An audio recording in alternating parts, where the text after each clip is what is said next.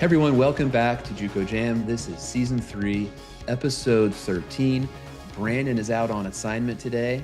With me, a co-host that needs no introduction, the voice of GoHillsTV, Russ W. Ocker. Russ, thank you so much for joining us on the show today. Brandon is afraid he's not going to get his job back. I don't think he has anything to worry about there. I may know quite a bit about Indian Hills basketball and athletics, but you guys know, I don't know how you do it. You know, everybody that puts on a junior college basketball uniform. So when you say he's on assignment, is that work, or does his wife have him doing stuff around the house? What's that mean exactly? I don't even know all the specifics, but it is junior college basketball related. That's as Okay. much as I could get out of him this Okay. morning. But Okay. he is afraid he's not going to get his job back, and but he will be back, scheduled to be back with us next week for episode 14. So we're going to start the rewind, and Russ, we're going to talk about some teams that you have seen Mhm. in person this season to start off with. So the first game that we're going to talk about Thursday night. Frank Phillips at South Plains. South Plains gets a big 94-83 victory over Frank Phillips. L.A. Hayes came off the bench for 29 points for Frank Phillips. Isaac Taveras, maybe the best player in the country, 29 and 12 for South Plains. South Plains went to the free throw line an unbelievable 44 times. Russ, you got to see both of these teams up close and personal when Indian Hills had their little tour of West Texas. What did you think about these two teams when you're able to see them in person? Well, I think they're both Hutchison teams, very talented. And South Plains, you know, they were without a few guys when we played them. And we spent a lot of time in the vehicle with Go Hills TV, myself and my producer, Titus Letzring. And we have more than once talked about the fact that South Plains is a team that I'm not sure you want to run into in Hutchison. If they're able to get there, they're a team that could win the whole thing, no doubt about that. But not that Frank Phillips couldn't, but Frank Phillips is a good basketball team as well. But South Plains, you know, top to bottom, is a team that I'm not sure you want to draw them early, especially at Hutch. Athletically gifted shooters everywhere. They're going to be a tough matchup. Also Thursday night, battle out in the scenic West. Snow gets a big victory over CSI, 85-63. Marco Doyle led the Golden Eagles off the bench with 25 points. Snow balanced as always, four players in double figures. They hit almost all of their free throws as they always do, 11 for 12, and then Isaac Garrett led the way, 22 and 12. Also, you guys saw Snow up close and personal. What do you think about those Snow Badgers? Well, they're the real deal, that's for sure. I mean, obviously, you know, I think Indian Hills is good enough to win a national championship. There's probably 5 or 6 teams every year that are good enough to win a national championship. But Snow deserves the number one ranking. Uh, I think Garrett had 32 against us, I think. If you were watching film scouting them, I think you just hope you play well, because I don't know, what you really do to stop them. They're going to get theirs. They're very talented. They're very disciplined. And in my mind, they're ranked number one, and they are the team to beat. And that's just the way it is. There's some teams that have a chance to do it.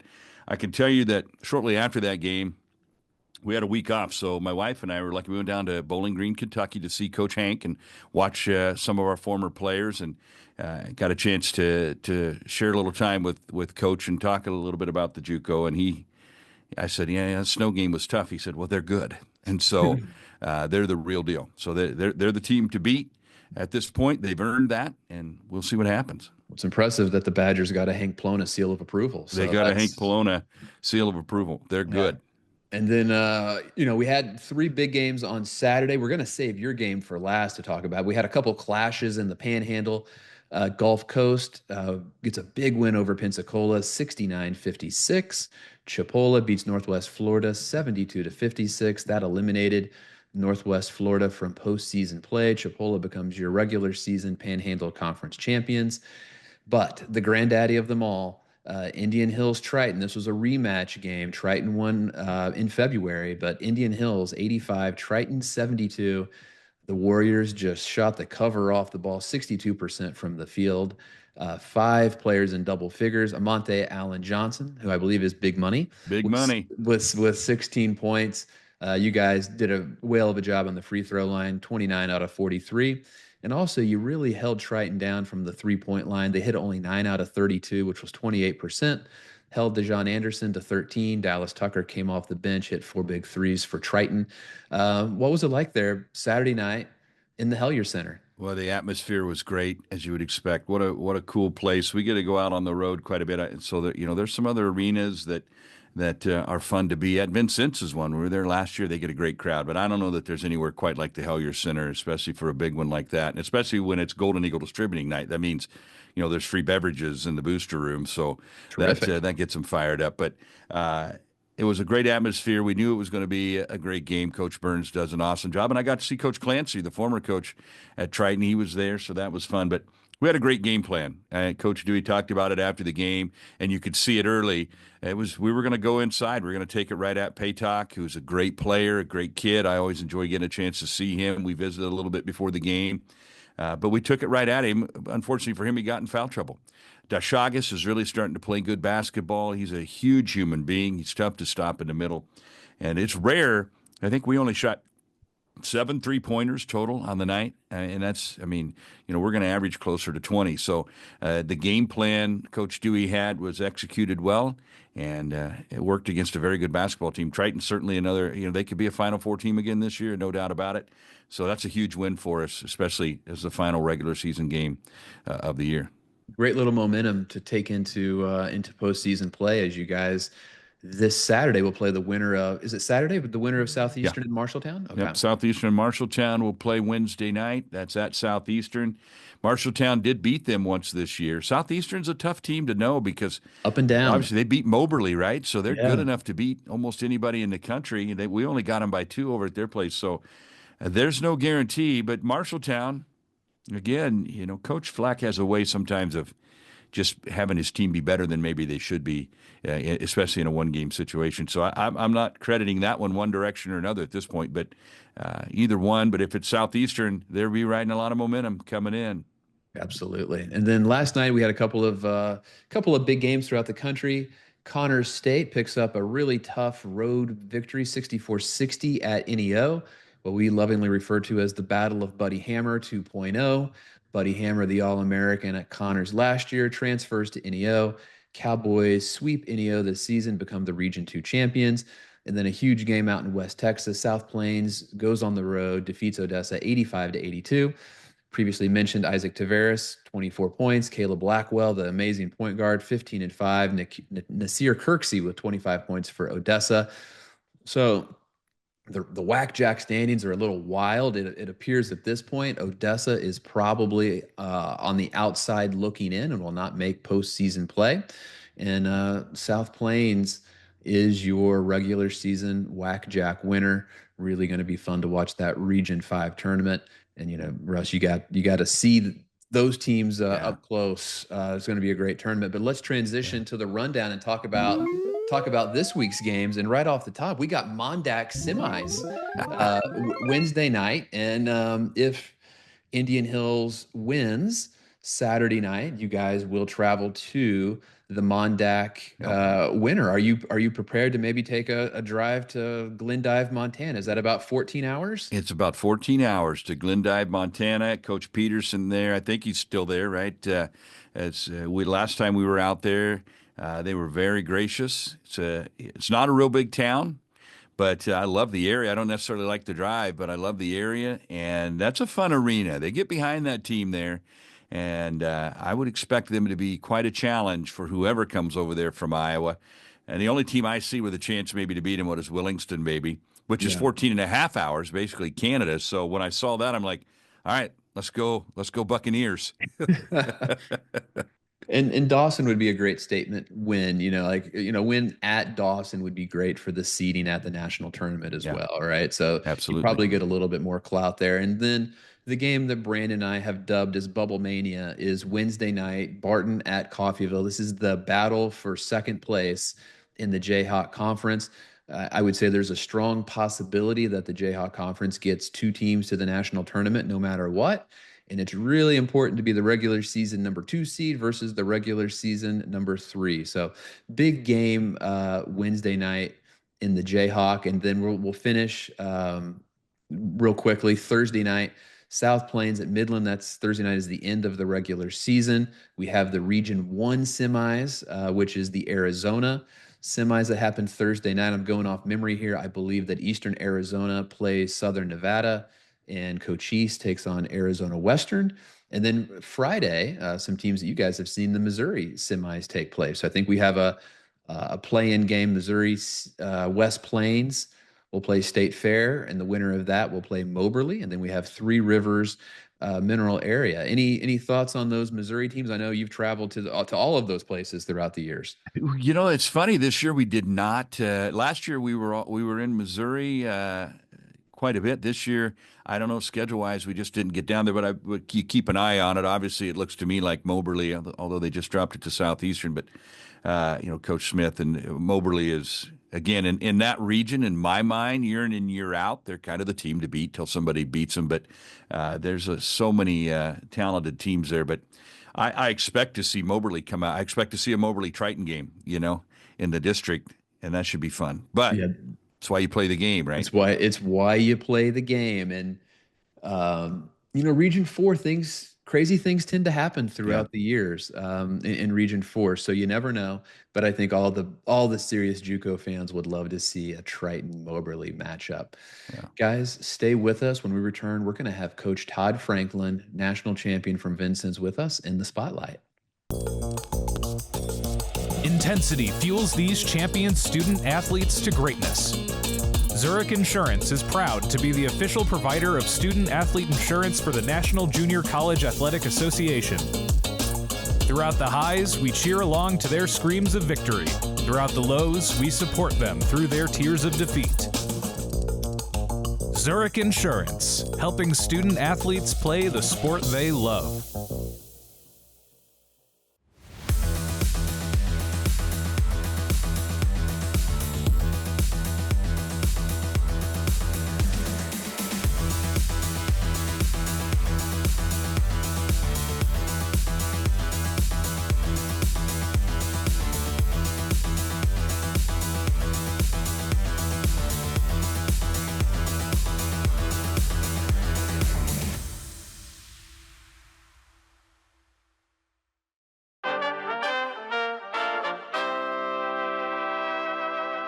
Everyone, welcome back to JUCO Jam. With us, we are excited to have Hall of Fame coach and national champion Coach Todd Franklin from Vincennes.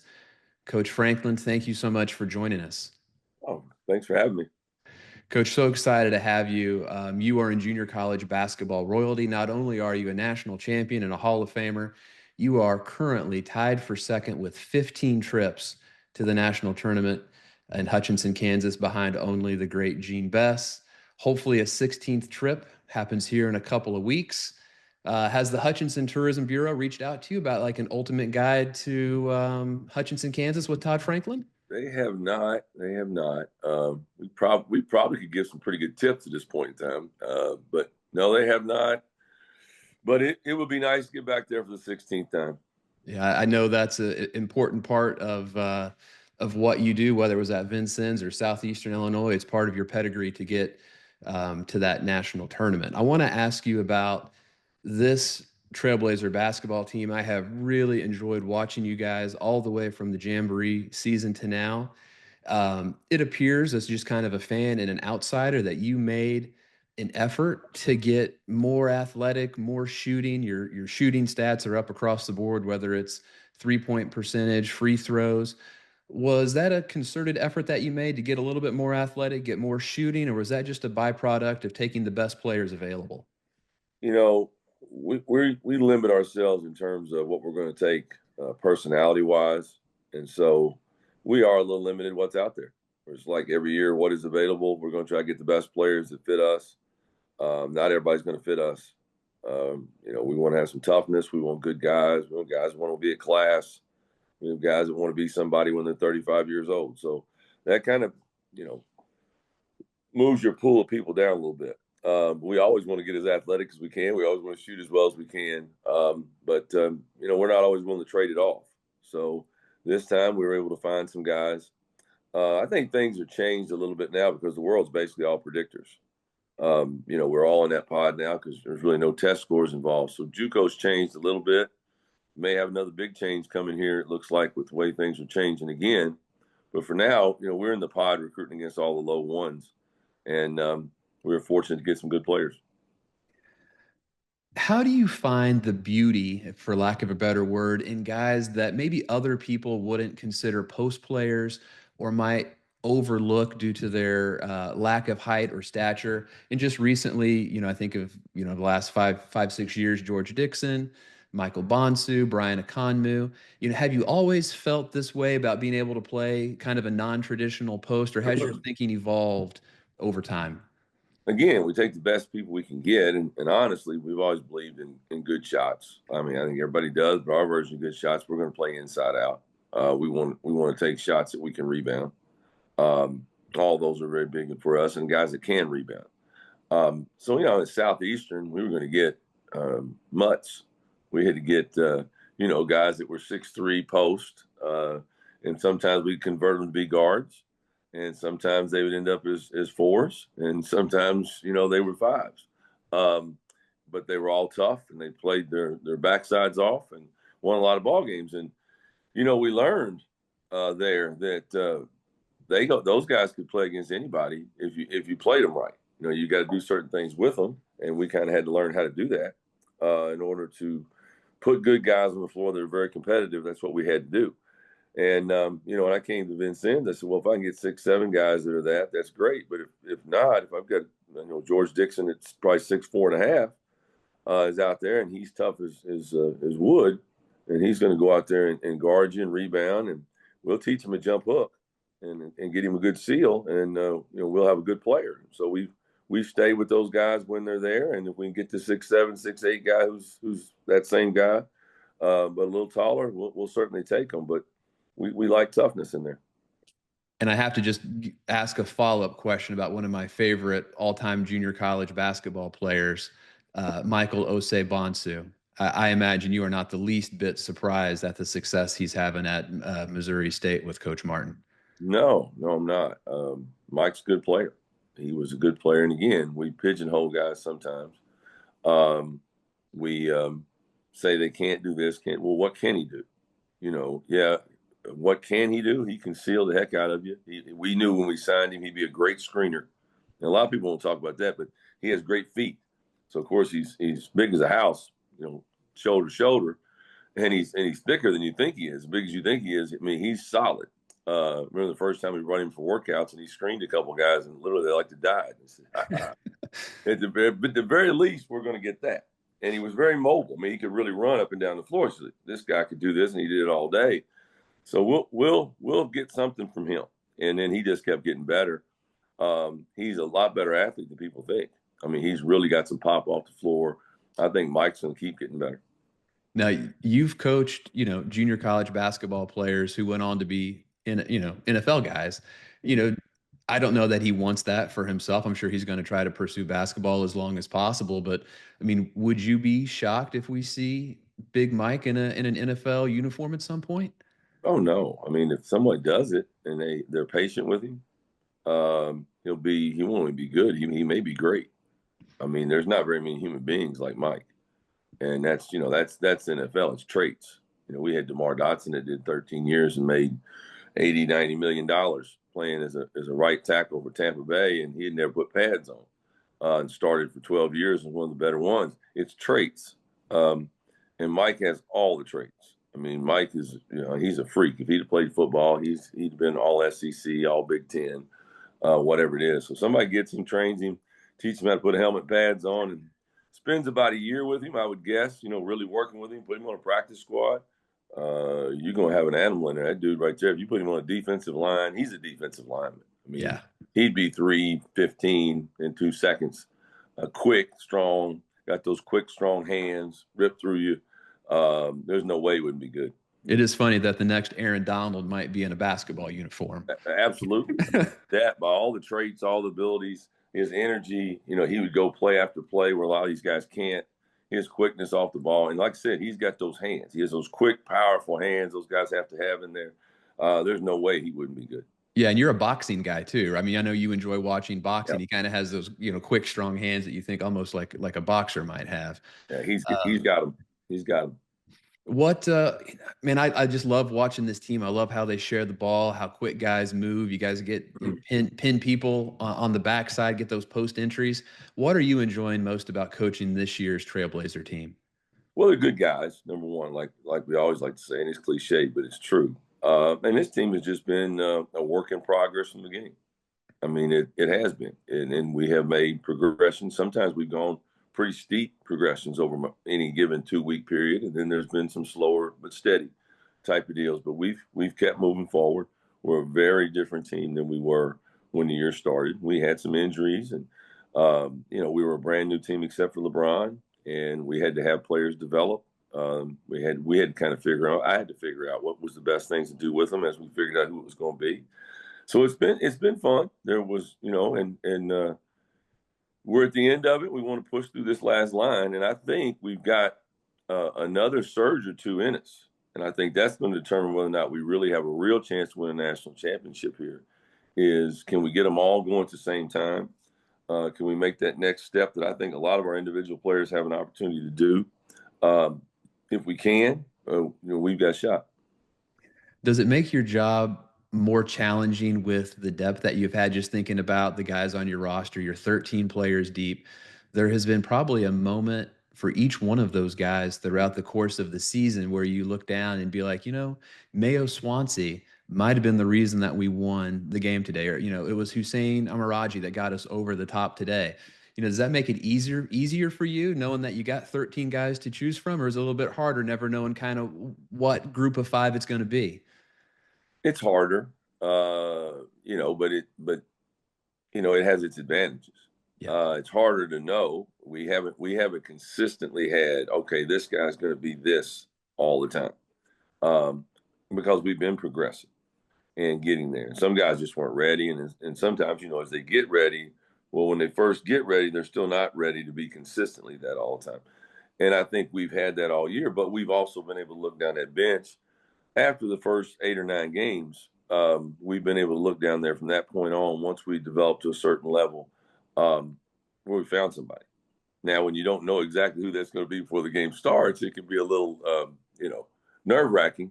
But we're also getting guys even now, like you mentioned, Mayo. Mayo is a guy that great kids, worked all year. It's hard to play everybody. Probably wasn't completely ready early in the year to play the level we're at, and every game is so important. But he has worked hard, and he's got there, and he may have a big finish here. And a guy like that might be the difference between whether you win it or not. And he's one of those guys that tonight, we played our last game tonight. We'll look down that bench, and I'm hopeful that he's gone all the way over that edge, and he has a really nice game for us leading into the postseason. Now, Coach, your coaching tree is getting to be pretty impressive, and you got a lot of younger guys that are getting into coaching, whether it's Colton Sandage or Pun Tisdale getting his first chance as a head coach this year at Garden City. What guy off this roster might be the next guy on the Todd Franklin coaching tree we look out 5-6 years from now? Oh, that's an interesting question. One, it's interesting because I have a lot of freshmen, so you're still trying to figure them out and see what they evolve into.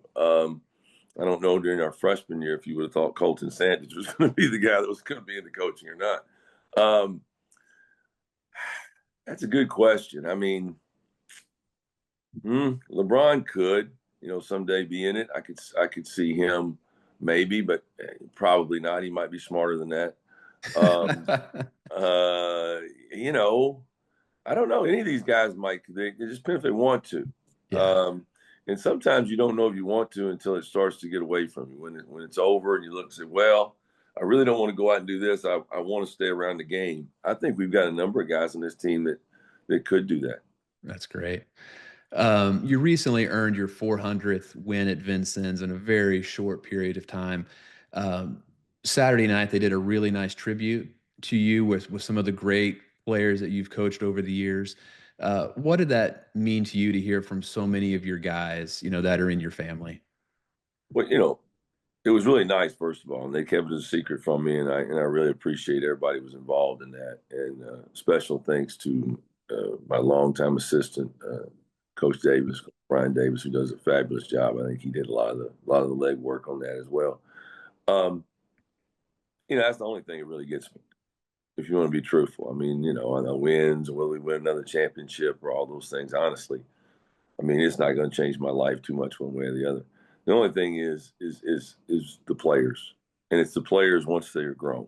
When they're gone, they're away, how are they doing, what they do, how do they feel about what we were about?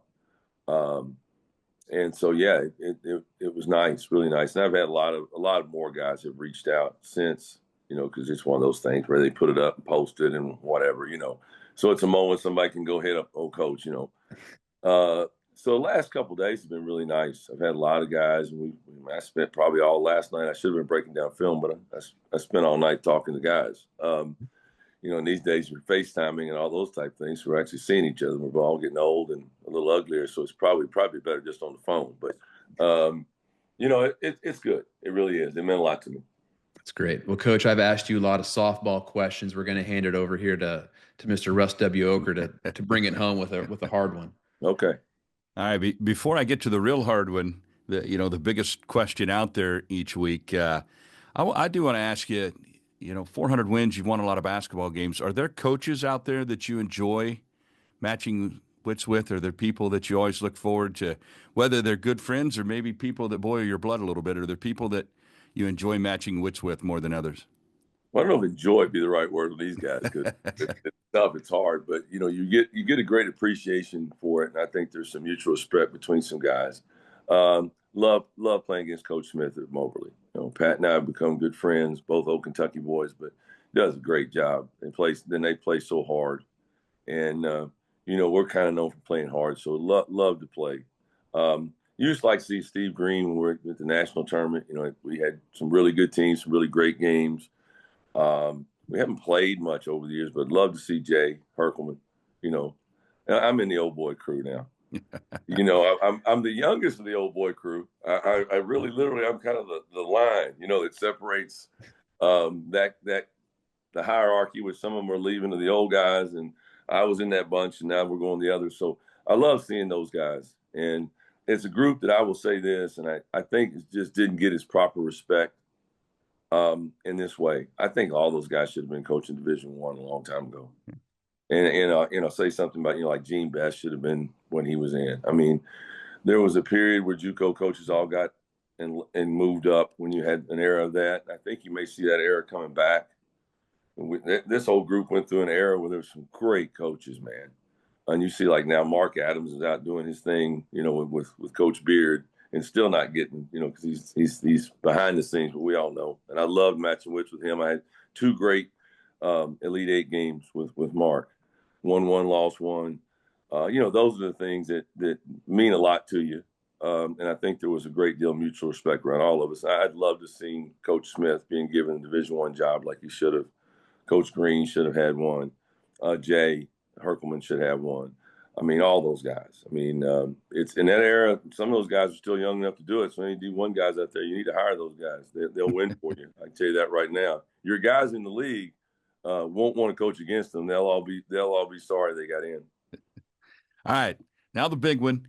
You're in Hutchinson, Kansas. You've just capped off another national championship. The celebration on the floor is over, and we know the first place you want to go when you leave the arena is Chili's. Yeah.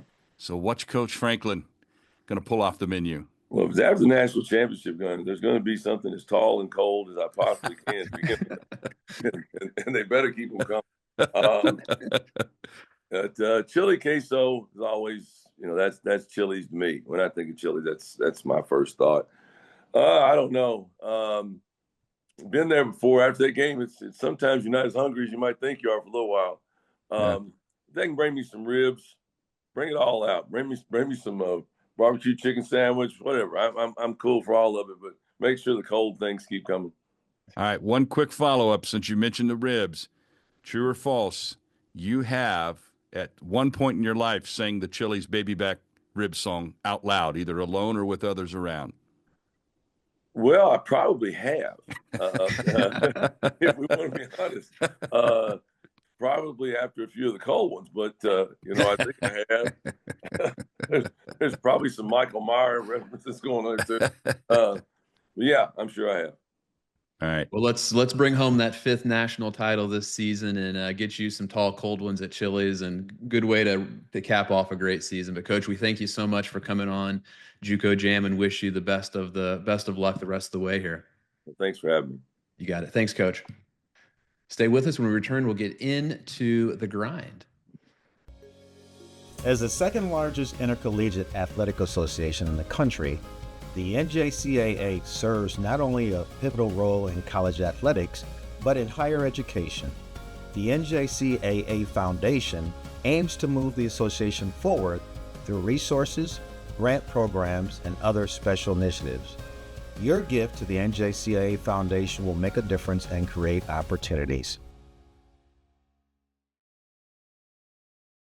What makes a life a good one?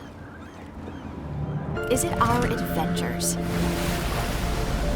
Or the friends we find along the way? Is it the challenges we conquer together? Maybe it's the people's lives we touch every single day. So, what makes a life a good one? You'll have to figure that one out for yourself.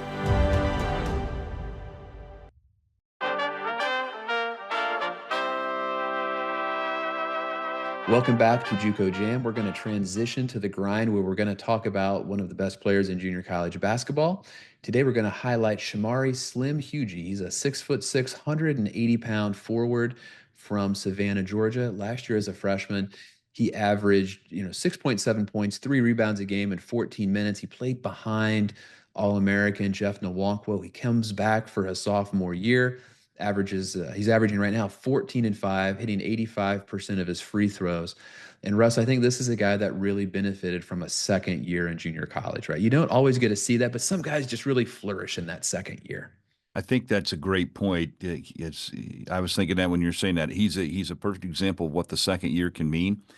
And these days it can mean even more than it used to with the NIL situation. If you up your stock, if you do the right thing, and for some guys, going out after 1 year is the right thing. But for those guys, if they will listen to the people in their life that are looking out for their best interest, and if they're advising, whether it's your coach, your parents, a Brandon Goebel, or some, the guys like that, people that whoever's in your life that you value, if they're telling you to come back for that second year, it's probably the right thing to do. And again, not only for your development of where you're going to go if you're lucky enough to go Division I, but now it's dollar signs. It really is. That's the facts. And so it's even more important to make the right decision on whether you're ready or come back. And he's a perfect example of why oftentimes it is that other year, just maturity in your game, but also maturity as a young male makes a big difference. Yeah, absolutely. I think he's one of those guys that if Cali gets deep into this national tournament, I think he's one of those guys that you could see a substantial stock riser.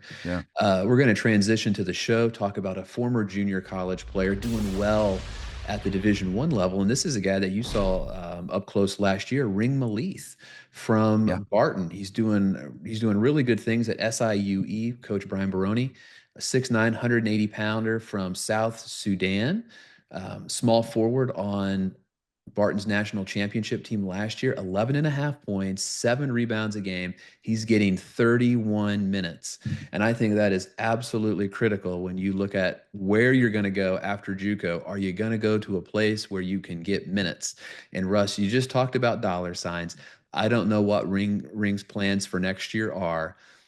If he goes back to SIUE, I know those coaches are going to be extremely happy to have him, but there is a good chance that he has raised his stock to a level that there could be big dollar signs in his future from maybe a Power 5 type program. But you saw Ring up close and personal on that just amazing Barton national championship team.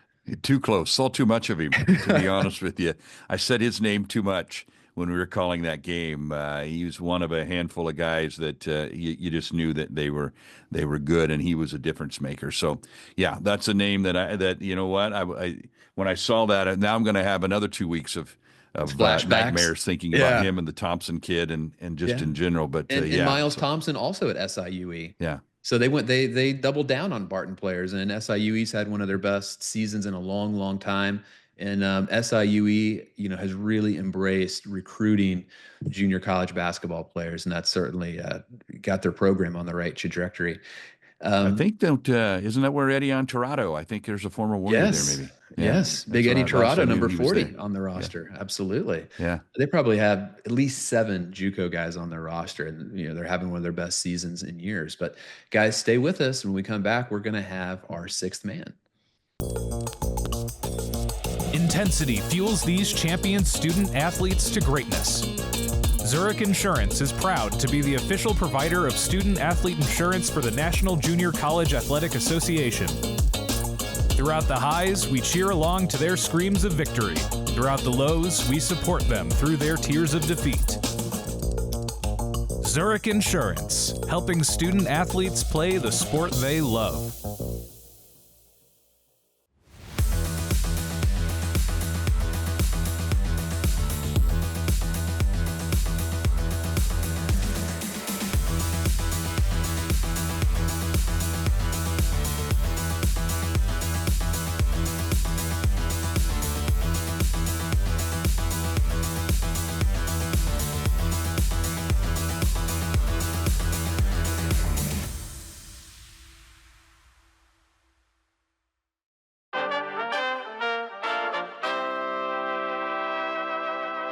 Everyone, welcome back to JUCO Jam. This is a segment that we call 6 Man. It's where we talk about kind of our closing thoughts, anything we want to related to junior college basketball. I want to talk about Northwestern State. Had a terrible season last year, 9-23.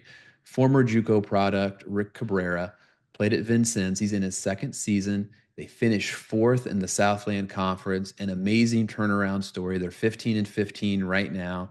Voted 9th in the preseason poll. The Demons are hot. They are loaded with junior college players, probably most notably Addison Patterson, who was an All-American at Tallahassee. When Coach Cabrera was at Tallahassee, leads the team in scoring at 13 points a game. So it's just great to see a junior college, player who becomes a head coach, and he's doing so well at this level in year 2. And I think sometimes, these head coaches, they do need a couple of years to get their feet under them, to figure out the recruiting landscape and how to win at this level. So I have no doubt that Coach Cabrera will continue to do great things at Northwestern State. And he's got one of our guys. He's got Ledoux LeCoux on there. So, anytime you got an Indian Hills guy, you got a chance, right? If there's Indian Hills, there's winning. That's right. Russ, you have fun on the show today? I had a great time on the show. I'm honored that you called and asked. I'm a big fan. I'm definitely a JUCO jammy. I'm waiting for the official fan club to start. I got to get my gear. The only problem is I always look forward Wednesday afternoons, wherever I'm driving, because I'm on the road a lot, because I actually live in a town called Centerville, Iowa, which is about 45 minutes from Ottumwa. So I make that drive a lot, and I'm on the road all the time with the teams. It's the JUCO Jam is like my go-to for 45 minutes. I can listen to the JUCO Jam. Well, now I already know what's on there. So I'm going to have to fill that time. We've ruined your Wednesday drive. You've killed my routine there. I already know what's on the JUCO Jam. So you might have to go back to season 1, go into the archives. I think we had Coach Plona would never come on. We tried. He was superstitious. He was afraid to come on the JUCO Jam. You guys had the JUCO jinx, going for a long time. But Coach Burns broke that when he came on before we went over to River Grove, and they got us. So, the more coaches that continue to break that, the better chance it has of going away. But the one question I do have, and I'm talking to Titus, my producer, we need to know, who do you got to know? What do you got to do to get behind the rope in Hutchinson, Kansas? That coveted area. That coveted area. I don't even. Where I think Goebel you and Nielsen hang out, doing your show. Who do you got to know? I think you just have to walk with confidence. I think that's the thing. You just walk in there like you own the place, and you just you just grab a nice icy cold Mountain Dew Zero.